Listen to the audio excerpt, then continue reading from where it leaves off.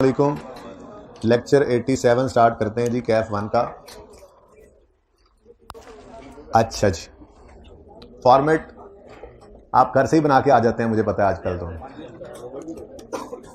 ये ना, और रोज घर से बना के आए और किसी दिन मैं डायरेक्ट मेथड शुरू कर दूं। लेकिन मजे की बात है, डायरेक्ट मेथड में भी लेस इंटरेस्ट लेस टैक्स वाला जो लिखते हैं ना, उससे ऑनवर्ड सारा सेम ही है, सिर्फ ऊपर वाला हिस्सा चेंज होना है थोड़ा सा, इंशाल्लाह जब करेंगे तो। इसलिए जिसका ये मेथड मजबूत, उसके लिए मसला कोई नहीं। अच्छा जी, एक चीज़ मैं ओवरलुक कर गया, मुझे एक दो स्टूडेंट्स ने इस क्लास से भी आके कहा, क्लास में भी पूछा एक स्टूडेंट ने और साथ वाली में भी, तो मैंने वो देखा ही नहीं था।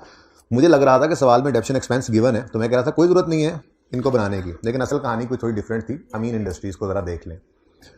अमीन इंडस्ट्रीज़ के अंदर एसेट अकाउंट बुक वैल्यू पे बना हुआ था, बिल्कुल बना सकते हैं, ठीक है। लेकिन सवाल में, क्योंकि मैं नीचे पढ़ा नहीं था, बच्चे कह रहे थे सर वो ओपनिंग क्लोजिंग, मैं कहता था ठीक है जाने दो, बुक वैल्यू बना लो। लेकिन असल मसला ये था कि डेप्शन एक्सपेंस गिवन नहीं था सवाल में। तो हमारे इस ओपनिंग और क्लोजिंग बैलेंस से डेप्रीसिएशन एक्सपेंस निकलना था। तो एक काम किया हमने ये डेप्रीसिएशन एक्सपेंस निकालना था, जो बैलेंसिंग निकालना था। चार ही चीजें हो सकती हैं मैक्सिमम इस अकाउंट में। सवाल ने बताया ओपनिंग 56.5, क्लोजिंग 74.70, ये एक्यूमुलेटेड डेप्रीसिएशन है। फिर सवाल ने बताया, ये अमीन इंडस्ट्रीज है जी, सफा नंबर 623 पे हूं मैं। फिर सवाल ने बताया ड्यूरिंग द ईयर एक फिक्स एसेट बिका है जिसकी कॉस्ट 1500 है और उसकी बुक वैल्यू 867 है, तो इसकी एक्यूमुलेशन निकालनी हो तो 1500 में 867 माइनस करेंगे तो 633 के आ गया इसकी बुक वैल्यू। ये समझ आती है? अब ये वो बुक वैल्यू है जो एक्यूमुलेटेड डेप्रीसिएशन अकाउंट में क्या हुआ करती है, डेबिट। ठीक है जी। अब ओपनिंग भी आ गया हमारे पास, क्लोजिंग भी आ गया हमारे पास, और डिस्पोज होने वाले एसेट की एक्यूमुलेटेड डेप्शन भी आ गई, जो हमने निकाली 1500 माइनस 867 करके। ठीक है ना? अच्छा, अब जब ये काम कर लिया तो सवाल में हमारे पास बैलेंसिंग फिगर निकली डेप्रीसिएशन एक्सपेंस की। कितनी है जी? 2498। ये जो हमारी वहां पर जाकर एड बैक हो जाएगी नॉन कैश एडजस्टमेंट्स में। ठीक है। अच्छा, अब बच्चों ये डेप्रीसिएशन एक्सपेंस निकल आया है। अब अगेन आपके पास दो ऑप्शंस हैं। आप चाहो तो इस वर्किंग को अब साइड पे कर दो और एसेट अकाउंट बुक वैल्यू पे बना लो। वो करना है तो क्या करोगे, ये डेप्रीसिएशन एक्सपेंस भी एसेट अकाउंट में क्रेडिट होगा और डिस्पोजल की कॉस्ट नहीं बल्कि बुक वैल्यू जो कि 867 गिवन है, ये एसेट अकाउंट में क्रेडिट हो जाएगी। यानी अगर आप एसेट अकाउंट बुक वैल्यू पे बनाना चाहो तो सवाल में तो बुक वैल्यू ही अवेलेबल थी, ब्रॉड डाउन कैरी डाउन, ये देखो ये book value brought down carry down. ठीक है। आपने इस डेप्रीसिएशन को भी जो यहां से कैलकुलेट किया तो उठाकर यहां पर ले आए। कहां से निकली है जी? वर्किंग में से। वर्किंग की जगह नीचे मैंने लिखा नहीं। ठीक है। फिर डिस्पोज होने वाले एसेट की बुक वैल्यू सवाल में गिवन थी, वो बुक वैल्यू भी आपने यहां पर लिख दी। ओपनिंग आ गया, क्लोजिंग आ गया, डेप्रीसिएशन आ गया, डिस्पोजल की बुक वैल्यू भी क्रेडिट हो गई, बैलेंसिंग फिगर निकली 6191 एडिशन की। ठीक है। लेकिन आपने तो जिद की, आपने कहा नहीं सर ये काम हमें पसंद नहीं आया। अगर क्यूमुलेशन का अकाउंट आपने बनाया है ना, तो फिर हम एसेट का अकाउंट कॉस्ट पे बनाएंगे, तो फिर आपको थोड़ा एडिशनल काम करना पड़ना था। सवाल में बुक वैल्यूज गिवन थी और सवाल में एक्यूमुलेटेड डेप्रीसिएशन के ओपनिंग क्लोजिंग भी गिवन थे, तो आपको एक छोटी सी वर्किंग करनी पड़नी थी, ये वाली। सवाल में बुक वैल्यूज गिवन थी और एक्यूमुलेटेड डेप्शन भी गिवन थी, और आपको बैलेंसिंग फिगर सवाल में रिवर्स वर्किंग करते हैं ना, कि ये क्लोजिंग गिवन है, ये गिवन है, तो ये निकालने के लिए आप रिवर्स वर्किंग करते हैं, इसमें ऐड करते हैं, यानी बैलेंसिंग निकालना था तो आपको पहले निकालनी पड़ी कॉस्ट, क्योंकि एसेट अकाउंट कॉस्ट पे बन रहा है तो बनना है तो उसमें तो कॉस्ट ही आनी है ना, बुक वैल्यू तो नहीं आ सकती फिर। अब जब कॉस्ट निकल आई तो आपने एसेट अकाउंट कॉस्ट पे बनाया, तो ओपनिंग ये वर्किंग वाला लिखा और क्लोजिंग भी ये वर्किंग वाला लिखा, ये नीचे ये वाली फिगर्स। ठीक हो गया। अब जब ये लिख लिया तो अब एसेट अकाउंट कॉस्ट पे बन रहा है और एक्यूमुलेशन भी साथ में बन रहा है, तो फिर एसेट अकाउंट में से डिस्पोजल की कॉस्ट क्रेडिट करेंगे। ठीक है। और डेप्रीसिएशन इसमें नहीं आएगी। ठीक है। लेकिन अगर आप डेप्शन यहां पे नहीं डालेंगे, एसेट की कॉस्ट डालेंगे, तो बैलेंसिंग फिगर फिर भी क्या आनी है, 619। तो ठीक है ना। तो ये दोनों में और था, फिक्स एसेट आप चाहें, अगर आप डेप्शन एक्सपेंस निकालकर fix asset account book value बनाना चाहते हैं ना, तो इसको फिर निकालने के बाद मैं यूं क्रॉस कर देता हूं, बस अब इसको दोबारा यूज नहीं करना। इससे जो निकालनी थी फिगर वो निकाल के भी इसी अकाउंट में ले आए, डिस्पोजल की भी बुक वैल्यू डाल दी, बैलेंसिंग निकाली, वो कैश आ गया। लेकिन अगर आप कहते हैं कि नहीं जी ये वाला क्रॉस तो हम इधर लगाएंगे, हमने अकाउंट ऐसे नहीं बनाना, हमने एसेट अकाउंट कॉस्ट पे बनाना है, तो फिर भाई आपको एडिशनल काम ये करना पड़ेगा, छोटी सी वर्किंग करके ये आप कॉस्ट निकालोगे, फिर एसेट अकाउंट में डिस्पोज होने वाले एसेट की कॉस्ट क्रेडिट होगी। हाँ, डिस्पोजल अकाउंट दोनों सूरतों में मुख्तलिफ बनेगा। अगर एसेट अकाउंट बुक वैल्यू बन रहा है तो डिस्पोजल अकाउंट में बुक वैल्यू जाएगी और कैश आएगा और गेन लॉस। पर अगर एसेट अकाउंट कॉस्ट पे बन रहा है तो डिस्पोजल अकाउंट में यहां से कॉस्ट जाएगी, फिर वहां से डिडक्शन जाएगी और कैश, और वो सारा कुछ आपको आता ही है। ठीक है, तो ये ऑप्शन था। I would recommend this one, ये ज्यादा आसान है, इसमें काम कम करना पड़ेगा। डेप्शन एक्सपेंस निकल आया है तो एसेट अकाउंट बुक वैल्यू पे बना लो, फिर क्या मसला है, फिर तो कोई मुसीबत नहीं है ना। ठीक है, बहरहाल ये ऑप्शन आपके पास था, इस और पे जरूर गौर कीजिएगा। लेकिन ये और जो है, ये और एसेट अकाउंट के लिए है। एसेट अकाउंट बुक वैल्यू पे बन सकता था और कॉस्ट पे भी। ठीक है, और एक्यूमुलेट ऑप्शन का लेजर आपने बना लेना था। तो ये प्रॉब्लम मेरे कुछ बच्चों को आ रही थी, उनका बहुत शुक्रिया कि वो आए मेरे पास और उन्होंने ये बात आइडेंटिफाई कर दी और बाकियों का भी इसके अंदर भला हो गया। ठीक है जी, चलिए कोई क्वेश्चन है तो पूछ सकते हैं आप लोग। ठीक है जी, पिक्चर अगर किसने लेनी है तो ले लें। पास पेपर 5 अमीन इंडस्ट्रीज है, लेकिन और को सामने जरूर रखिएगा।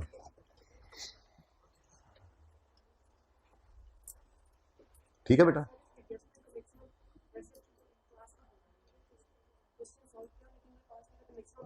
नहीं क्वेश्चन सॉल्व किया है आपने। एसेट अकाउंट कैसे बनाया, बुक वैल्यू पे डेप्रिसिएशन निकाली नहीं, तो फिर वो एक आध नंबर जो है वो उसका कटेगा। लेकिन इसका ये मतलब कतन नहीं है कि कैश फ्लो का सवाल 0 नंबर देगा। अगर डेप्शन नहीं डाली तो उसका 1 नंबर था, कट गया। लेकिन वो डेप्शन यहाँ पे भी नहीं, वहाँ पे भी नहीं, तो एडिशन की फिगर भी गलत हुई और वहाँ पे भी, तो फिर 2 फिगर्स गलत हुई तो 2 नंबर कट जाएंगे, बाकी सब सही। जो गलती है, मतलब ये नहीं है यहाँ पर डेप्शन आने की वजह से एडिशन की फिगर गलत होनी है, लेकिन मेरे ख्याल में तो उसके भी मार्क्स दे देगा जब आप बैलेंसिंग निकाल रहे होंगे तो। लेकिन डेप्शन को वहाँ पे रिवर्स भी तो करना है। ठीक है जी, मैच क्यों कर रही थी ये आप सोचिएगा जी। भाई एक चीज डेबिट क्रेडिट दोनों ही ना करो तो क्या फर्क पड़ना है। अच्छा चलें जी अब आगे। अच्छा जी, फिर हमने बात की थी, एक छोटे से सवाल को बेस बनाया था और मैंने ये बातें भी कर ली थी आपके साथ। किधर गई किधर गई किधर गई किधर गई किधर गई, वो बात किधर गई, वो किधर की बात, वो किधर गई बात, वो मैंने प्रॉफिट एंड लॉस बनाया था यार आपकी क्लास में। ये बात भी समझ आ गई थी कल कि हम क्यों पीछे पड़े होते हैं, ये पीपीई के गेन के लॉस के, यानी नॉन करंट एसेट के गेन लॉस के पीछे पड़े हैं, इंटरेस्ट इनकम के पीछे, इंटरेस्ट एक्सपेंस के पीछे। फिर कोई पीपीई का रिसीवेबल आ गया, या आज वाले सवाल में जो आप करके हैं मैंने करवाना है उसमें पीपीई का पेबल आ रहा है, इनके पीछे क्यों पड़े होते हैं, इनको क्यों हम अलग कर रहे होते हैं लेजर्स के अंदर, इनको क्यों वर्किंग कैपिटल आइटम में नहीं जाने देते, क्योंकि ये हमारे ऑपरेशंस का पार्ट नहीं होते। ठीक है ना, तो इसलिए इनको फेस पे प्लस माइनस करके हम दिखा रहे होते हैं। और बाकी सारी चीजें वर्किंग कैपिटल आइटम्स के अंदर, ये सेल से लेके सेलिंग एक्सपेंस तक, ये sale, cost of sale, selling expense, admin expense, ये सारे वर्किंग कैपिटल आइटम की चेंजेस के अंदर ऑटोमेटिकली सही हो जाते हैं। वो छठे दिन नॉर्मली दिया करता हूं लॉजिक, आज देने लगा था लॉजिक, लेकिन फिर मैं एक और तरफ चला गया कि ये 3 सवाल जो हमने किए, टेक्सला, नादिर और आज ड्रम, इन तीनों के अंदर 2 में रिसीवेबल वाली एडजस्टमेंट थी फिक्स एसेट की और आज वाले में पेबल है, तो मैं उसको बताने लग गया इकट्ठा। तो फिर वो टाइम जो लॉजिक देने में 10 मिनट चाहिए थे वो इधर लग गए, वो फिर किसी वक्त कर लेंगे। ठीक है, अच्छा उसके बाद जी हमने ये सवाल कल देखा था आपकी क्लास में, ये बैलेंस शीट मैंने बनाई थी कि उसके सामने ये बैलेंस शीट होगी इस तरह से, तो उसने यूं देखकर कहा होगा ओपनिंग से क्लोजिंग पे आते हुए कम हुआ है 74 से। मैंने कहा था आप चाहो तो आप इसको 174 करना है तो इसको 100 कर लो, इसको 1074 कर लो, इसको 1000 कर लो। बस ये जहन में रखना कि ये जो ओपनिंग से क्लोजिंग की तरफ जो रुख है, इस रुख में कमी हो और 74 की हो। बाकी जो मर्जी फिगर यहां लिखो, मेरी बला से 1 करोड़ रुपया लिख लो, 1 करोड़ 74 और 1 करोड़ लिख लो, मुझे इससे कोई मसला नहीं है। 1 अरब 74 और 1 अरब, मुझे कोई मसला नहीं है। रुख हो ओपनिंग से क्लोजिंग, फिगर हो 74 और डिक्रीज, बस ये चाहिए था। तो मैंने कहा था अननेसेसरी अजम्पशंस लेने की बजाय आप क्या किया करो, जीरो ज्यूम कर लिया करो। जो मर्जी फिगर हो, चेंज तो यही आनी है ना अल्टीमेटली। ओके, इस लेजर में मैंने फिर आपको प्रूव भी किया था, कितने गया वो लेजर साडा टैक्स वाला, कि आप इसको अगर 128 कर दो, इसको 100 कर दो, तो क्या आपके कैश की फिगर पे कोई असर पड़ना है? आप इसको 1028 कर दो और इसको 1000 कर दो, तो क्या कैश की फिगर पे कोई फर्क पड़ेगा? तो इसलिए कैश फ्लो के टॉपिक में कोई फर्क नहीं पड़ता, हम ओपनिंग क्लोजिंग सिफर सी कर लेते थे। ठीक है ना, तो ये था ना, ठीक। चले, तो इस तरह से मैंने कहा था कि उसके सामने बैलेंस शीट है, हुई होगी, उसने ऐसे किया होगा जी रिसीवेबल 74 से कम हुए, तो रिसीवेबल्स एक एसेट है, कम हो तो क्रेडिट 74 से क्रेडिट जी। इन्वेंट्रीज 105 से ओपनिंग से क्लोजिंग कराते हुए 105 से बढ़ी होंगी। इन्वेंट्रीज एसेट हैं तो बढ़ने पे डेबिट, तो 105 डेबिट साइड पे उसने लिख दिया। प्री पेमेंट 6 से कम हुई है, एसेट है, कम हो तो 6 से क्रेडिट। फिर कैश बढ़ा है, कैश बढ़े तो डेबिट 32। फिर एक्रूवल्स कम हुए हैं 15 से, लायबिलिटी है, लायबिलिटी कम हो तो डेबिट, 15 का डेबिट। ठीक है, फिर 28 से टैक्स पेबल कम हुआ है तो डेबिट उसने लिख दिया था। फिर 90 से कम हुआ है तो डेबिट 90। वो अलग बात है कि बाकी सब हम वर्किंग कैपिटल में ही ले गए थे, लेकिन ये लेजर में वाला आइटम था लेजर में ले गए और ये वर्किंग वन वाला आइटम था वर्किंग वन में। ठीक है, ये सवाल हमने किया था। और जब तक ड्रम वाला सवाल पर्चे में नहीं आया था, ये सवाल करवा के बच्चों को ऐसे ही बताया जाता था, देखो इस तरह से सवाल बन सकता है, अगर कभी बना तो कर लेना। अब अटेम्प्ट आई ड्रम वाली, तो ड्रम बजाते हैं। अब मेरे ड्रम वाली अटेम्प्ट आई, कितने गई, आ गई, ये रही। अब इस सवाल में ना भाई नंबर थे 14, जो अगर सिर्फ इतनी सी बात समझ लग गई ना कि ये चलाना कैसे है, जिन्होंने AB डिविलियर वाला सवाल किया हुआ था, टैक्स वाली बात सुनी हुई थी और रिवीजन में भी उस सवाल को किया था, क्योंकि क्लास के अंदर कोई फजूल चीज तो नहीं करवाई जाती कि आप रिवीजन में कहो ये सवाल छोड़ो यार दफा करो, नहीं, कोई वजह होती है तो क्लास में करवाया जाता है ना। तो जिन्होंने ये काम किया हुआ था उनको सिर्फ ये समझने की देर लगनी थी कि इसमें लेजर्स कैसे बनाने हैं, बाकी तो सारा सवाल सेम था।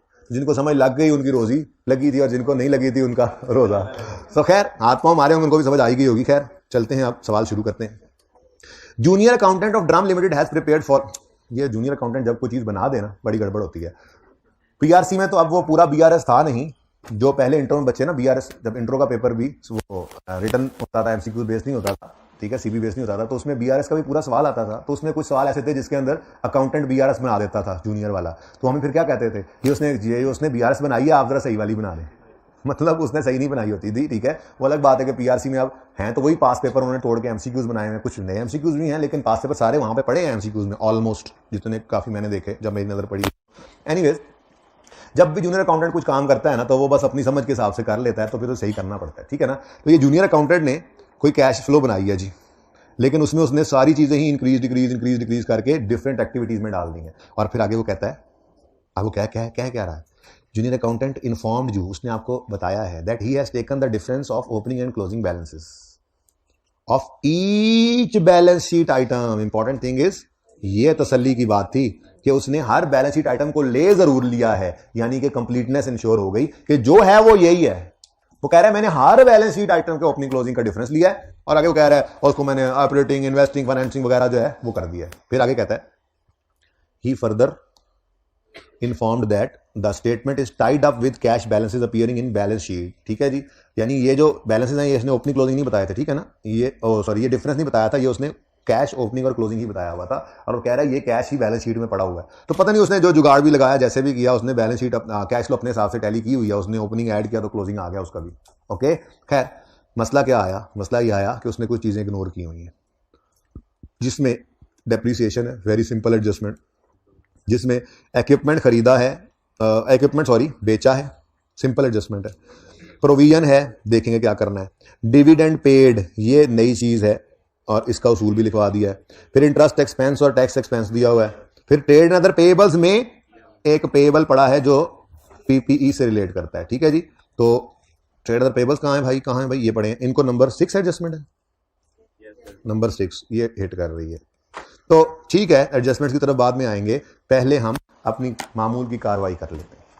ठीक है, पर्चा जब कर रहे होंगे, कैश फ्लो का सवाल आएगा तो सवाल को 2 दफा पढ़ना है कम से कम, और सवाल को पढ़ना कहां से कहां तक है ये याद रखना, सवाल को पढ़ना है इस क्वेश्चन के क्यू से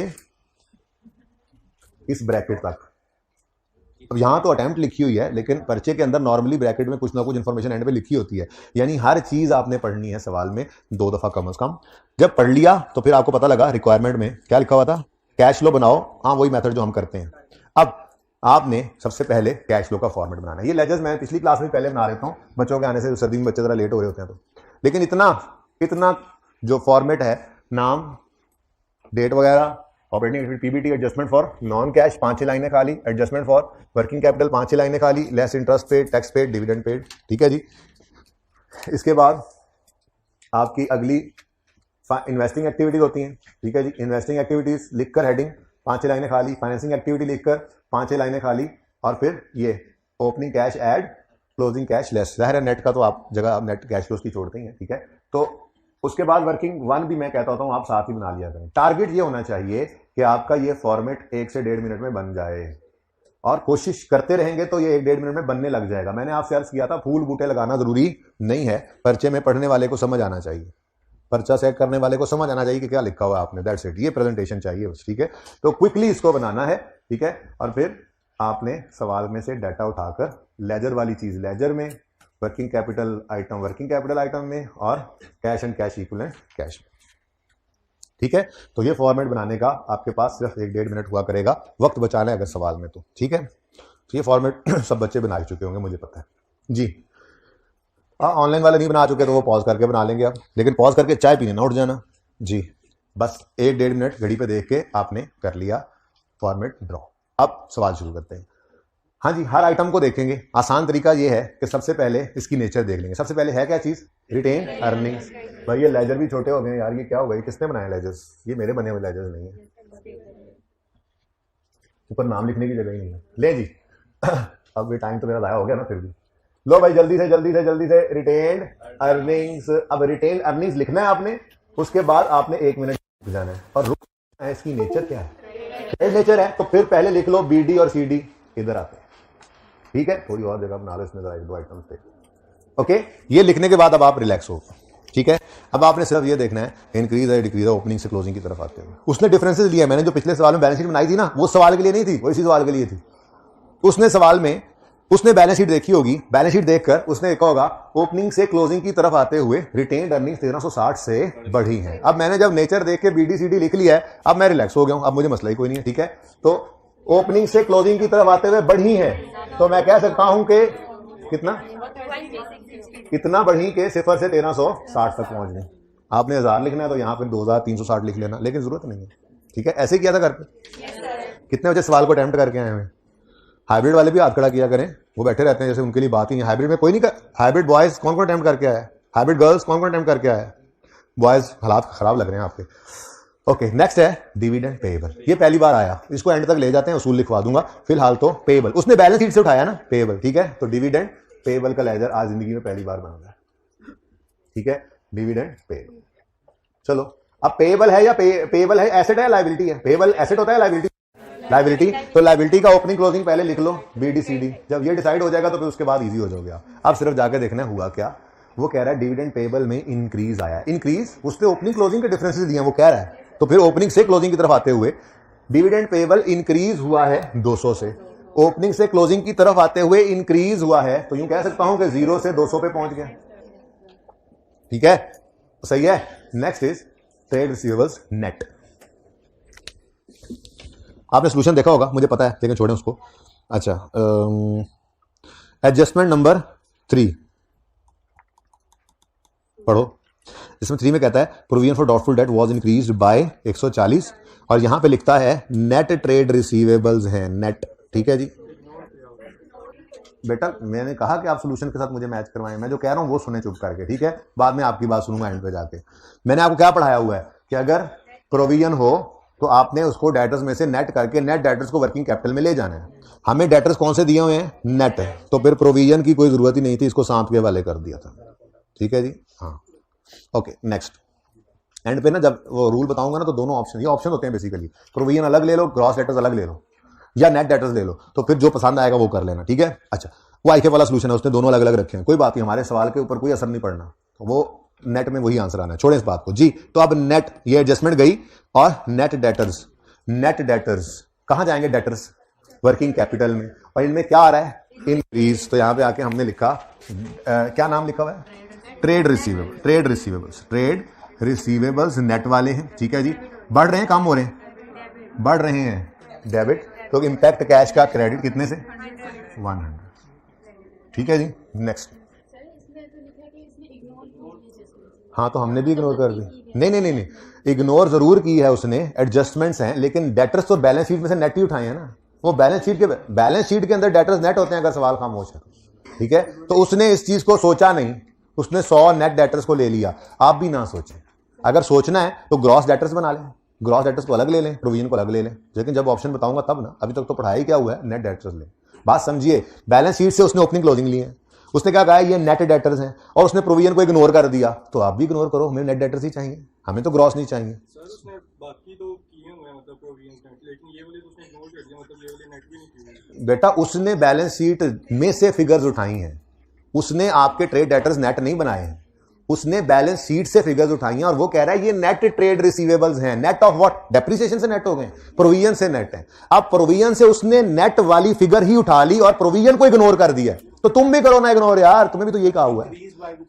हाँ तो इंक्रीज, वो जो नेट हो गया उसके बाद जो इग्नोर किया तू रहने दे हले, ठीक है जी। बात समझिए पहले, उसने बैलेंस शीट से कौन सी फिगर उठाई है? नेट। नेट फिगर उठाई है जिसमें से प्रोविजन लेस हो चुकी होती है। उसने प्रोविजन को इग्नोर किया है जो कि थी, नजर नहीं आ रही थी, नेट में से तो निकल चुकी होती है, आप भी इग्नोर करो। अब मसला सिर्फ पता है क्या है? मसला ये घर से सोल्यूशन देख के, इसलिए तो पहले सवाल देता हूं। सोल्यूशन में मैंने कहा आई कैप का सोल्यूशन है और ये ऑप्शन है। आपको एंड पे मैंने बताना है, अगर आप मेरी चॉइस इजाजत दें सवाल पूरा करने की, तो एंड पे बताऊंगा कि ग्रॉस डेटर्स करके प्रोविजन अलग करके जो आंसर आता है, हमने नेट में वही आंसर निकाल लिया है और ये ऑप्शन होता है जिसको छठे दिन कहा था लॉजिक दूंगा। ये दो ऑप्शंस हैं, ग्रॉस डेटर्स अलग लो, प्रोविजन अलग लो, या नेट डेटर्स लो। आंसर की सेहत पे कोई असर नहीं पड़ता। तो दो में से एक ऑप्शन है, मैं जिस ऑप्शन की तरफ जाता हूं वो कौन सा होता है? नेट डेटर्स वाला। अब अगली बात, उसने बैलेंस शीट, उसने क्या बोला था? मैंने ओपनिंग क्लोजिंग बैलेंस शीट के ईच आइटम के उठाए हैं जिसमें ट्रेड रिसीवेबल्स नेट उठाए हैं। Net of what? प्रोविजन, जो कि इस साल इतने से इंक्रीज हुई थी, उसने इग्नोर कर दिया, हम भी इग्नोर करेंगे। हम क्यों ग्रॉस करें? ठीक है, ग्रॉस कर देंगे एंड पे, वो देख लेना आंसर सेम आना है। तो जब दो ऑप्शन में से एक पे चल रहे हैं, लॉजिक भी अभी नहीं दी, तो वही वाला ऑप्शन हम लेकर चलेंगे। ठीक है, ओके। तो 100 को ही उठाओ, इग्नोर करो जी। Trade receivables net of provision है, हमें भी नेट चाहिए थे, ग्रॉस नहीं चाहिए थे। उसने प्रोविजन इग्नोर किया, हाँ इग्नोर किया। मतलब इग्नोर करने का क्या है? उसने ग्रॉस डेटर्स नहीं लिए, यहां पर प्रोविजन अलग से नहीं दिखाई उसने। अगर वो प्रोविजन यहां दिखाता, जैसे आप कह रहे हैं कि इंक्रीज हुई है, तो फिर डेटर्स ग्रॉस लिखता और प्रोविजन का इंक्रीज अलग लिखता। ठीक है, बैलेंस शीट से उठाया, नेट डेटर्स उठाए, हमें भी यही चाहिए थे। नेक्स्ट क्या है जी? सही है, कुछ थोड़ी बहुत हाजमे वाली बात हो रही है। बाकी असल मसला सिर्फ यह है कि मैंने आपको यह बताया नहीं है एग्जाम्पल में कि दोनों से आंसर तो सेम आता है। अभी अगर आप सोल्यूशन को रट्टा मार के आए हुए हैं तो मैं आपको बताऊं, 140 रुपए पॉजिटिव आ रहे हैं आपके सोल्यूशन में और 240 नेगेटिव आ रहा है। जरा नेट करो, तो मैंने भी 100 ही लिखा है ना, तो मसला क्या है? ठीक है, मेरा अपना ऑप्शन है, मैं नेट डेटर यूज करता हूं, ग्रॉस भी समझा दूंगा। ठीक है, हाँ तुम कहां फंसे हो? बोलो अब, जल्दी बोलो, टाइम नहीं है। बाद में कुछ नहीं होता, अभी बताओ, बाद में अलग पैसे लगेंगे। बोलना यार, बोलना। नेट, इसने बैलेंस शीट में से नेट डेटर्स उठाए हैं। Net of what? प्रोविजन। मतलब उसने अलग से जो प्रोविजन नजर आनी चाहिए थी, बैलेंस शीट में नजर आती भी नहीं, उसने इग्नोर की है। हम तो खुश हैं इस बात में। इधर देखो, ऐसे नहीं जान छूटेगी। किधर गया वो सवाल?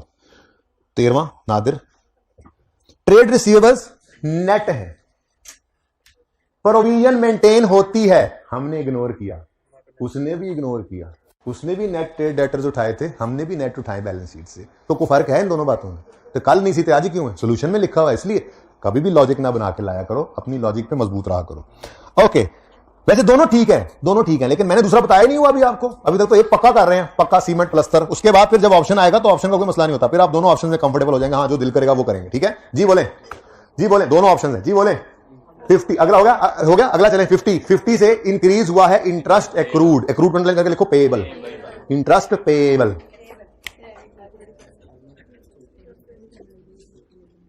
अच्छा, अब इंटरेस्ट वैसे तो पेएबल लिखना चाहिए, बिल्कुल पेएबल लिखना चाहिए, पेएबल।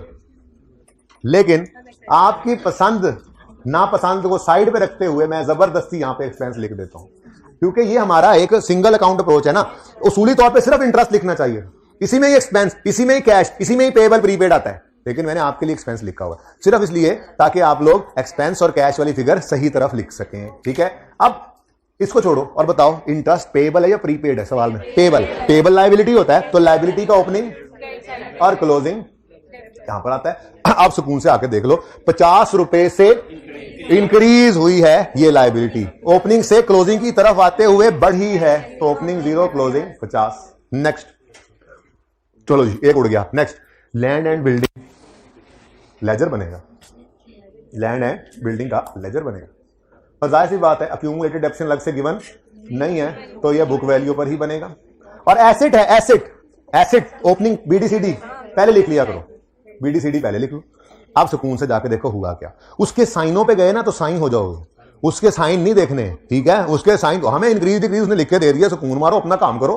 ठीक है ना, उसके साइन नहीं देखने, बस लिख दिया उसने इंक्रीज डिक्रीज, सुकून से अपना काम कर रहे हैं जी। लैंड एंड बिल्डिंग में इंक्रीज आया है 2600 का, ओपनिंग से क्लोजिंग, उसने डिफरेंसेस लिए थे, बताया उसने, ओपनिंग से, इसीलिए वो बैलेंस शीट बनवा के आया था आपसे AB में। ठीक है, ओपनिंग से क्लोजिंग तक आते हुए लैंड एंड बिल्डिंग में इंक्रीज आया, ओपनिंग से क्लोजिंग की तरफ आते हुए इंक्रीज आया, कितना?